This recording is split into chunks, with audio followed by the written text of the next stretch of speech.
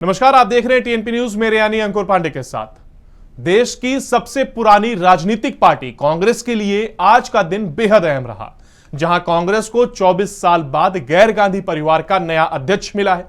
तो पिछले दिनों हुई कांग्रेस अध्यक्ष पद के लिए चुनाव में मल्लिकार्जुन खड़गे और शशि थरूर आमने सामने थे, जहां मल्लिकार्जुन खड़गे को चुनाव में बड़ी जीत हासिल हुई है और वो कांग्रेस के नए अध्यक्ष बन गए हैं। इसी पर देखिए हमारी ये रिपोर्ट।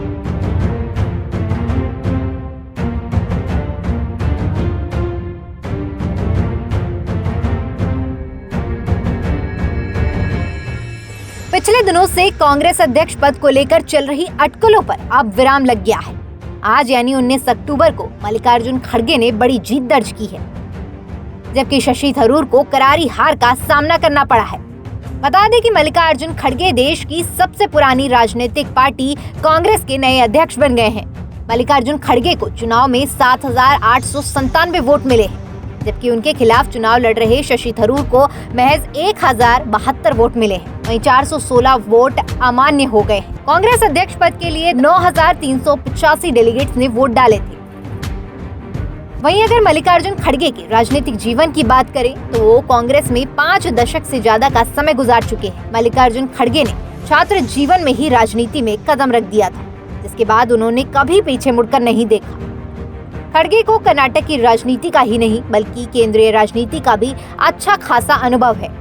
वो केंद्रीय मंत्री रहने के साथ ही लोकसभा और राज्यसभा में नेता प्रतिपक्ष की जिम्मेदारी भी संभाल चुके हैं। मल्लिकार्जुन खड़गे की सियासी पारी। खड़गे यूपीए के कार्यकाल में श्रम और रोजगार मंत्री रहे। साल 2013 से 2014 के बीच संभाला रेल मंत्रालय का कार्यभार। साल 2014 में पार्टी की हार के बाद भी बने कांग्रेस के लोकसभा सांसद। अब राज्यसभा में संभाल रहे हैं नेता विपक्ष की जिम्मेदारी।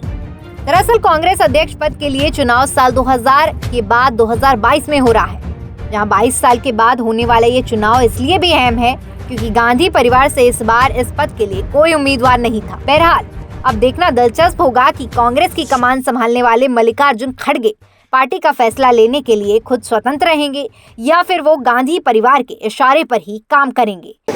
मल्लिकार्जुन खड़गे देश की सबसे पुरानी राजनीतिक पार्टियों के राष्ट्रीय अध्यक्ष हुए, जिसको लेकर आज उन्हें लगभग 7,000 वोटों से विजयी हुए। अब देखने वाली ये बात ये होगी कि मल्लिकार्जुन खड़गे के सामने बहुत सारी चुनौतियां, क्योंकि विधानसभा चुनाव, लोकसभा चुनाव को लेकर मल्लिकार्जुन खड़गे के सामने बहुत सारे चुनाव हैं। वहीं 17 अक्टूबर को वोटिंग किया गया था और आज उसका परिणाम है, क्योंकि मल्लिकार्जुन खड़गे और शशि थरूर दोनों प्रत्याशी थे, जिसमें मल्लिकार्जुन खड़गे विजयी हुए। अब देख सकते हैं हमारे पीछे कि कांग्रेस मुख्यालय पे इस समय जोरों शोरों से धूमधाम मचाया जा रहा है, धूमधाम चल रहा है कार्यकर्ताओं के बीच में। अब देखने वाली बात होगी कि मल्लिकार्जुन खड़गे कितने चुनाव में कितने खरे उतरते हैं कांग्रेस के लिए। Shivam Pandey, TNP news, Delhi.